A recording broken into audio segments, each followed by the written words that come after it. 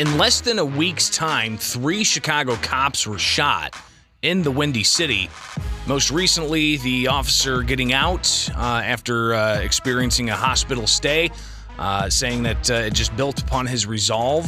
So we'll see, I imagine, good things out of the survivors there. But it's an obvious issue in Chicago that's been a flashpoint in the gubernatorial election when it comes to increased crime. And here's Governor J.B. Pritzker yesterday talking about sending his condolences to the families of those officers who were recently shot, but also talking about at least what the governor says that he's doing when it comes to issuing funding and other priorities for law enforcement. I want to remind you that we've made major investments in support of police, in particular in building back our Illinois State Police, which provides so many officers to back up Chicago Police Department, as well as police departments all over our state. But is that enough? Is merely funding the Illinois State Police enough? My next guest is one of the candidates of 6 in the Republican field that's looking to take on Governor J.B. Pritzker in November, but we've still got a June 28th primary to get through. We'll talk a bit about that primary, but let's talk about crime right now. Jesse Sullivan joins us. Jesse, thanks for taking time with us this morning. You put out a statement yesterday sharing with members of the media as well a letter that you sent President Joe Biden and the U.S. Attorney General concerning how to combat crime. You also talked about getting the National Guard involved. What do you want to see happen in the aftermath of increased crime, including 3 police officers shot within the past week? Yeah, Greg, thanks for having me. This is a real crisis. Enough is enough. When do you say enough is enough? When 3 police officers are shot in a single week, that is a time when you declare this a real crisis. And we have a war on police right now. And, J.B. Pritzker, he talks a good game. He has not delivered results for people to keep us safe. I'm a constitutional conservative. That means there is a limited role for government in our society, but chief among them is keeping its people safe. So I said, let's roll out the National Guard, treat this like the crisis it is. J.B. Pritzker says, oh, no, Mayor Lightfoot hasn't called for it.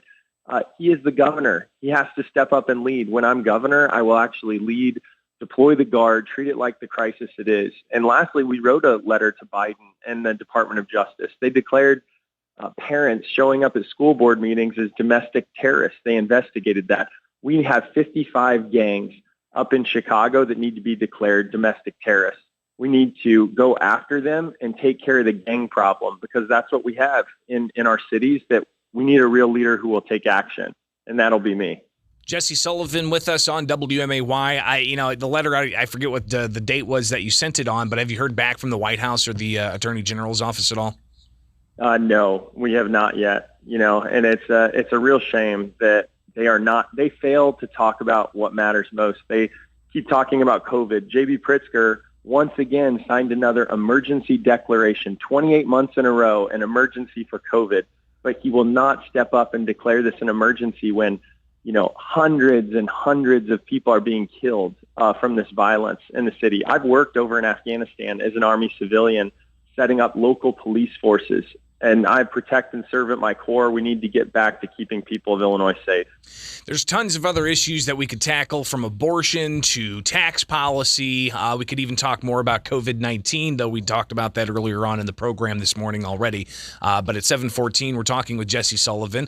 He's one of 6 candidates running for the GOP nomination, June 28th. Jesse, before we talk about recent polling, how are you separating yourself from the other candidates that we've heard from all throughout the past couple of weeks leading into the June 28th primary? Well, people want an outsider they can actually trust, who's honest. And we have seen, in this race, there's really top 3 candidates. And Richard Irvin, the more people learn about this guy, they realize he is not a true conservative. He's not someone we can actually trust. And Darren Bailey has been running for a very long time to be governor, but he can't win up around Chicago. He's actually raised taxes, 13 times, local property taxes. Same with Richard Irvin, has raised taxes like crazy in Aurora, the largest budget in that city's history, by 20%. I have signed this taxpayer protection pledge I refuse to raise taxes on the people of Illinois because we don't have a revenue problem. We have a spending problem. And why won't the others sign that pledge? You have to think they're going to be raising taxes on the people of Illinois. I am going to cut taxes because we have such a high burden on families. We need to lower the cost of living for families in Illinois. Jesse, a recent poll came out, not the WLS poll from several weeks ago, but even more recent, showing that Bailey is now in the lead with Irvin following in second, but you're there with 13% and Gary Rabine with 12%. Your reaction to the polling? Should people take this into consideration? We've got 3 weeks left.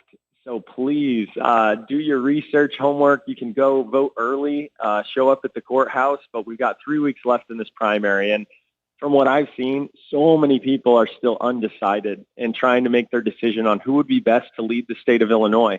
I think I draw the strongest contrast to J.B. Pritzker. We've got all the momentum on our side. A lot of people who are just getting to know me saw the debates. Go watch those if you haven't. Google them. We've had strong performances because I am a true outsider. I don't owe anybody anything in this system. I'm a fifth-generation Illinoisan that loves our home, but I am sick and tired of our terrible, corrupt insider politicians. They keep ruining our state. And so the more people hear my message, get to know me, there is a wide open lane for us in this because they want a true conservative they can trust, and that's me. That's the background I hold, and that's how I'm going to deliver for the people of Illinois. Yeah, you mentioned the debate last week. You actually had to take part in that remotely because you tested positive for COVID. I should have asked this on the onset. How you feeling? Are you doing all right? Oh, I'm feeling just fine. Yeah, it's really, 2 weeks to flatten the curve became 2+ years of these emergency COVID restrictions and lockdowns. It's time to get back to business as normal, make sure kids are in school, not wearing masks. I'm day one going to sign where we do not have mask mandates. We do not have vaccine mandates. We need to prioritize liberty and freedom, but I'm feeling just fine. And, out of the window where, I would need to worry about passing it along to anybody. And so, it's time to get back to normal in the state of Illinois. Well, and part of that is a meet and greet that you're doing tonight. Tell us about it. Yeah, so at 4:30 p.m. at Home Plate Bar and Grill in Springfield. Please come out, come visit, say hello, get to know me and the campaign. We have a ton of volunteers and a grassroots movement that's really gaining a ton of momentum. So please come out and join us 4:30 p.m. tonight at Home Plate Bar and Grill in Springfield. All right, Jesse Sullivan, I imagine we may talk again in the weeks ahead as we take a look at the entire field of Republican candidates vying for the GOP nomination for the June 28th primary. Early voting is now underway. So, Jesse, I greatly appreciate it, and we'll talk soon, okay? Thanks for having me, Greg. Springfield's Morning News. I'm Greg Bishop on 92.